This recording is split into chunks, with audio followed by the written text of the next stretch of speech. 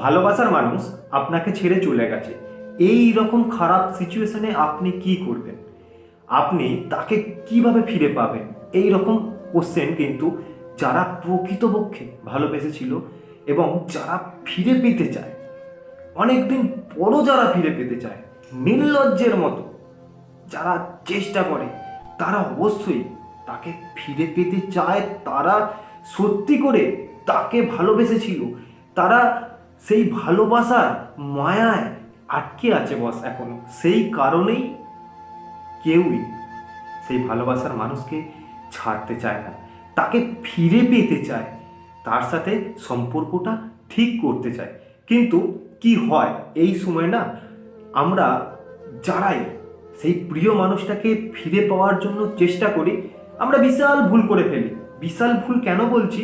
আমরা কিন্তু তাকে ফেরানোর চেষ্টা করি, তার সাথে কমিউনিকেশন করার চেষ্টা করি, ভুলগুলো বোঝানোর চেষ্টা করি যে আমার এই কারণে আমি ভুল করে ফেলেছিলাম, আমি আর এইরকম ভুল করব না, পরবর্তীকালে নিজেকে পরিবর্তন করব, তুমি আমার সাথে থাকো, আমি অবশ্যই সারা জীবন তোমাকে ভালো রাখার চেষ্টা করব।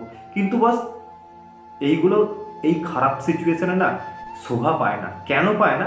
কারণ সে রীতিমতো আপনার সাথে অনেক দিন কাটিয়েছে, সে আপনাকে অনেকটা টাইম ওয়াচ করেছে, আপনার সমস্ত কিছু সে নোটিস করেছে।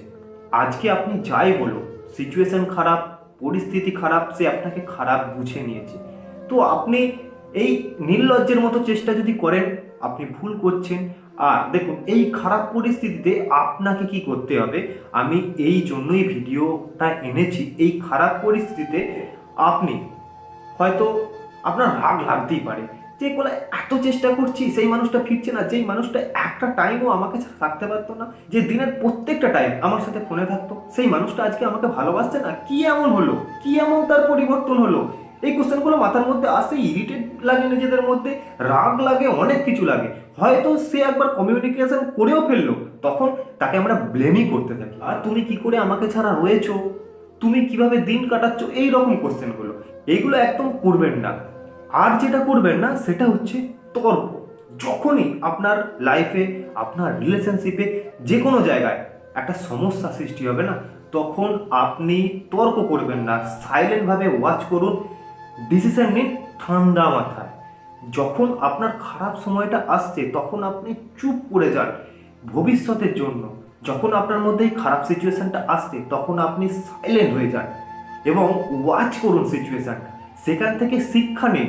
পরবর্তীকালে যখন আপনার সময় আসবে, তখন আপনি হয়তো তাকে রিয়াক্ট করে না অ্যান্সার দিলেও হয়তো তাকে ভালোবেসে বোঝাতে পারেন যে দেখো, এই রকম করেছো, এটা আমার খারাপ লেগেছে। কিন্তু সে আপনাকে খারাপ কিছু বললো, সাথে সাথে রিয়াক্ট, সাথে সাথে তাকে উত্তর, সাথে সাথে খারাপ সিচুয়েশন হয়ে গেছে, তারপরেও সে আপনাকে কোনো একটা ব্লেম করলো, সাথে সাথে তাকে কোনো উত্তর দিতে যাবেন না, ঝগড়ার মধ্যে কোনো কিছুতে জড়াতে যাবেন না। ঠিক আছে বস? এটা করলে কিন্তু রিলেশনটা ঠিক হওয়ার জায়গায় হিতে বিপরীত হয়ে যাবে। আর যেটা করবেন, নিজেকে পজিটিভ রাখার চেষ্টা করবেন।